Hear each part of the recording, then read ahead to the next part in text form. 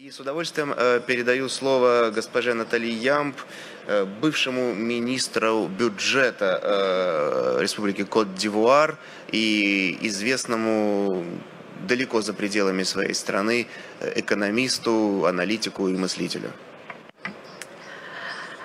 Je souhaite en premier lieu remercier les autorités russes et la Team Afrique pour m'avoir permis de venir exprimer mon point de vue, celui de mon parti et celui du professeur Mamadou Koulibaly, candidat à l'élection présidentielle de 2020 en Côte d'Ivoire, sur la souveraineté, sur les valeurs africaines, sur les urgences de développement en Afrique et le rôle que la Russie peut y jouer.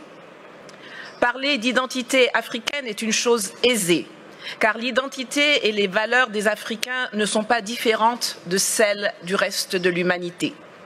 Nous avons les mêmes sentiments de solidarité, de compassion et les mêmes aspirations à la liberté, à la dignité, à la justice et à la propriété.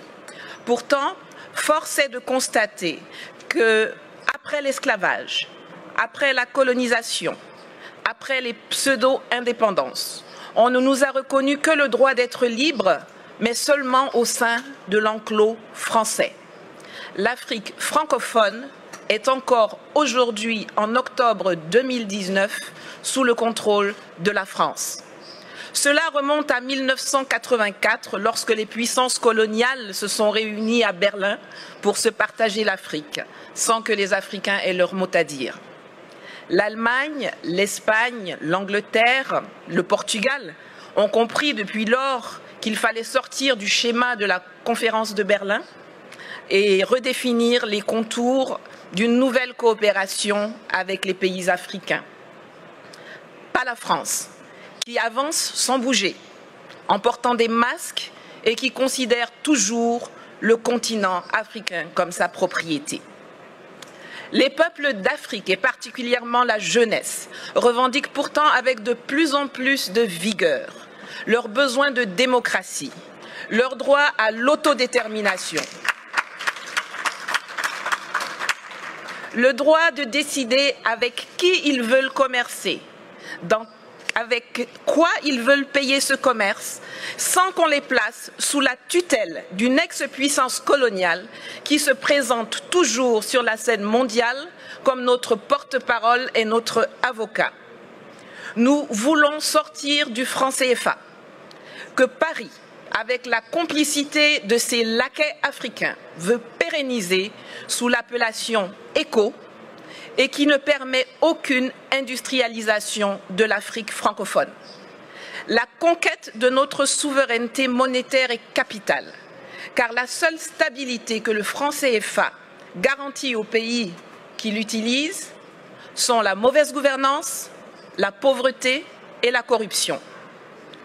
Nous voulons le démantèlement des bases militaires françaises, qui, sous le couvert d'accords de défense bidons, ne servent qu'à permettre le pillage de nos ressources, l'entretien de rébellions, l'entraînement de terroristes et le maintien de dictateurs à la tête de nos États.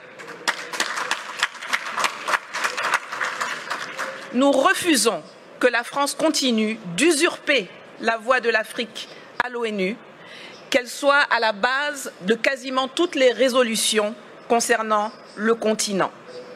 Les pays d'Asie ont appris à commercer avec les investissements directs étrangers, alors que nous, on nous saoule avec l'aide publique au développement. Résultat, aujourd'hui, eux, ils sont BRICS et émergents, et nous, nous sommes des mendiants qui sommes très fiers d'être qualifiés de pays pauvres très endettés. Cela doit changer. Cela va changer et la Russie a un rôle à jouer dans cette évolution. Mais nous ne venons pas en Russie pour y chercher de nouveaux maîtres qu'on substituera aux anciens. Nous y venons pour trouver des partenaires, pour faire du business gagnant-gagnant pour la Russie comme pour les pays africains concernés. L'Afrique regorge de potentialités. Mes prédécesseurs l'ont déjà dit, il y a une population qui grandit, dont 60% à moins de 30 ans, une position géostratégique, d'immenses ressources minières, naturelles, agricoles et surtout humaine. Sur le plan militaire, la présence de la Russie, qui n'y a pas de tradition coloniale, peut permettre de rééquilibrer les choses dans les pays francophones. Et je crois que l'exemple centrafricain dont Madame la ministre de la Défense pourrait mieux nous entretenir est l'un des plus parlants. En Côte d'Ivoire, nous avons par exemple un énorme besoin de formation militaire et de restructuration de l'armée. Sur le plan économique, la promesse de Sochi doit être celle de la rupture avec le huis clos actuel appauvrissant où la France semble avoir verrouillé les domaines de l'eau, de l'électricité, des routes, des ponts, des ports, par des monopoles protégés par les gouvernements respectifs ou par des passations de marché de gré à gré sans appel d'offres, pour que nous puissions enfin nous diriger vers une ouverture de l'économie à tous, notamment aux industries et entreprises russes, dans les secteurs agricoles, miniers, énergétiques, de la transformation industrielle, de l'éducation, de la formation, il y en a plein.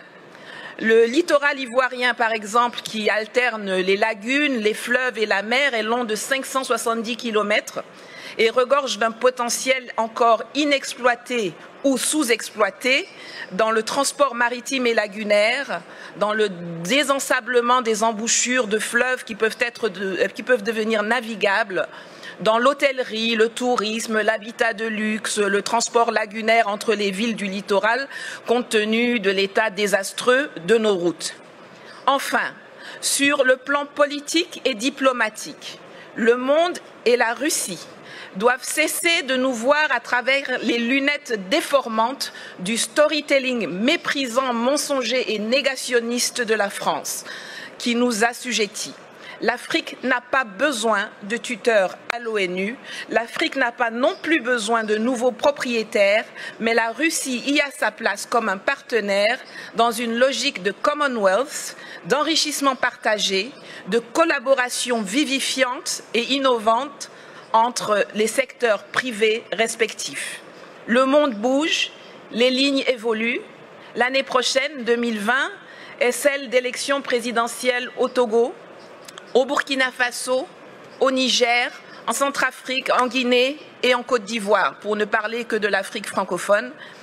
Espérons que celles-ci verront l'arrivée au pouvoir de dirigeants réellement choisis par les peuples, qui privilégieront enfin l'ouverture sur le monde et de nouvelles et innovantes opportunités d'affaires à l'asservissement bête et stupide aux colons d'hier et d'aujourd'hui. Je vous remercie. Спасибо. Я хочу отдельно отметить, поскольку в зале находятся иностранные журналисты, французские, американские, что одна из главных традиций мероприятий, которые проходят в нашей стране и в частности здесь, это полная свобода, открытость, отсутствие цензуры, и спикеры свои выступления не согласовывали, поэтому здесь можно насладиться настоящей свободой слова. Я это говорю как журналист, потому что знаю, какие бывают с этим проблемы в странах далеко за пределами России. Здесь вы видите полную палитру ярких красок и соответствующих заявлений, но я точно могу согласиться с госпожой Ямб в том, что у России действительно, как она отметила, нет никакого негативного, такого колониального опыта взаимоотношений с африканскими государствами. Мы единственная мировая держава, которая ничем себя не запятнала за многие-многие годы сотрудничества с странами африканского континента. В этом, конечно, наше конкурентное преимущество.